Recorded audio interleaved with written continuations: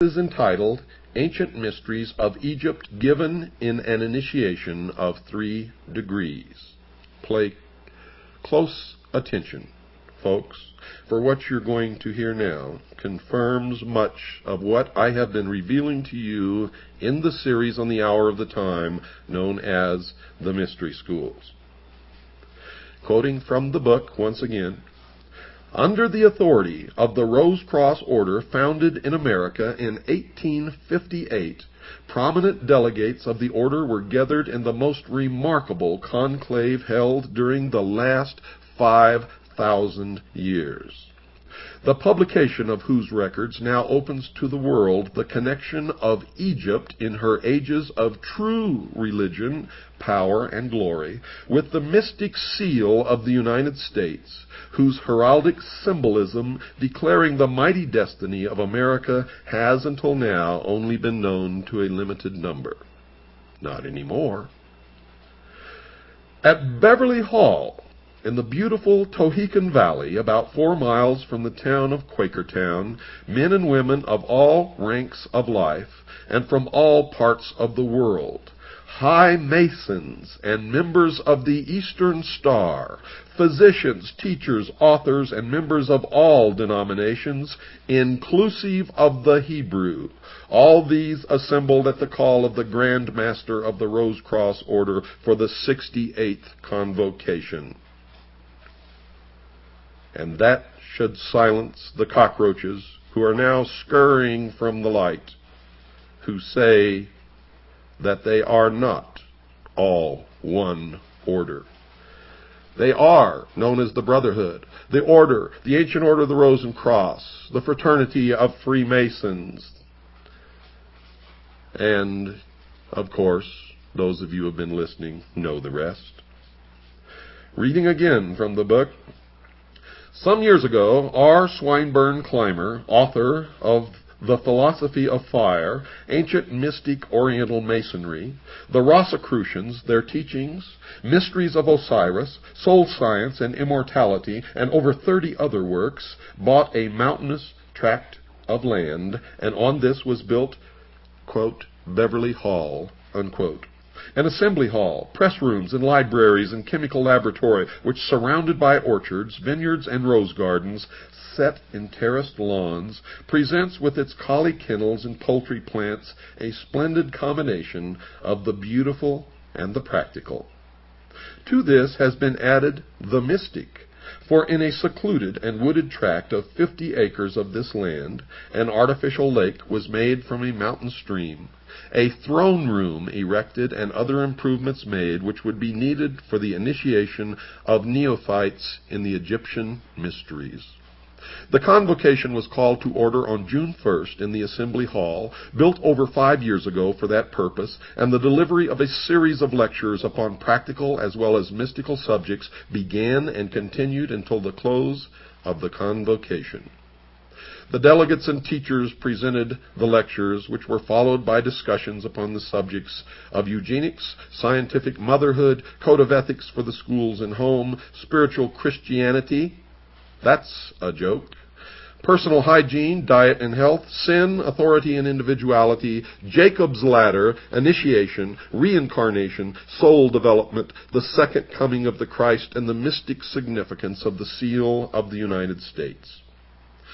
In the time of Solomon, as in the time of the Egyptian priesthood, no ceremony was ever held unless the circle of Solomon, commonly called the sacred seal of Solomon, had been previously prepared. But since the fall of Egypt and of the Temple of Solomon, this seal has been practically unknown, except to a limited number of students of ancient religions and mysteries. Folks, the seal of Solomon is not the 6-pointed star which is on the flag of Israel. It is not the seal of David or the Star of David. It is not the seal of Solomon, as you will soon discover. During the first week in June, in the grove especially prepared for the dramatization of the ancient mysteries of Osiris, the seal of Solomon, often called the magic circle, was especially built, and on June 11th, The dedication of the magic circle took place in the presence of the delegates of the Rose-Cross Order, some of whom were natives of Germany, England, and Russia. This was in accordance with the system as practiced by the ancient priests of Egypt and the Sanhedrin of the Temple of Solomon. On the night of June 13th, the first session of the class, including those of the order taking part in the initiation, assembled in the grove of Osiris, which was illuminated by electricity from a central powerhouse especially prepared for the purpose, and the initiation of the ancient mysteries of Egypt in 3 degrees and 6 scenes. All students of the ancient mysteries and religions know that in the Temple of Solomon there were 3 courts. The outer court for the people being composed of 700 selected teachers and leaders. These were members of the first degree, Illuminati called also seekers, travelers, or soldiers. The middle court, or members of the second degree, were 70 in number and were supposed to be in the hall of meditation and acted as mediators between the people and the inner sanctuary. Above all was the inner court, or circle of the 7 priests and the master or high priest, who were the teachers between God and man, mediators between the seen and the unseen. In the Egyptian mysteries, the first court was made up of the royal youth of Egypt, and such students from foreign countries as desired to enter the temple and priesthood, and these during probation were often known as, quote, soldiers of the priesthood, unquote, as it was their duty while undergoing the preliminary training and test to guard the priesthood and its work even to the death. The second class, corresponding to a second degree, were those who had passed this test, and who were in the hall of meditation and purification in preparation for the first vows and the dedication of the body, mind, soul, and spirit to God and the service of mankind. The third class, called the third degree, were those who had passed with credit the tests of the first degree, the purification of the second, as well as the various stages of development required of all students in the halls of meditation. In the royal third degree, which took place in the temple, the neophyte received the final instruction.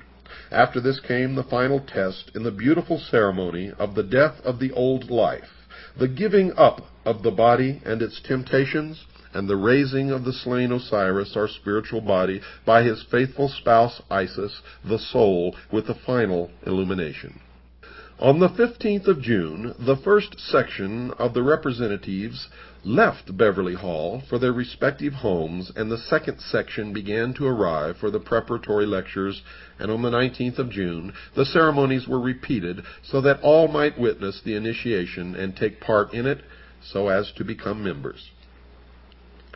So far as can be learned, either through travel or history, never before since the fall of Egypt and its priesthood and the fall of the Temple of Solomon has there ever been a grove, a lake to represent the Nile, a magic circle, or a temple prepared, nor is it believed that anywhere in the world does there today exist such a circle.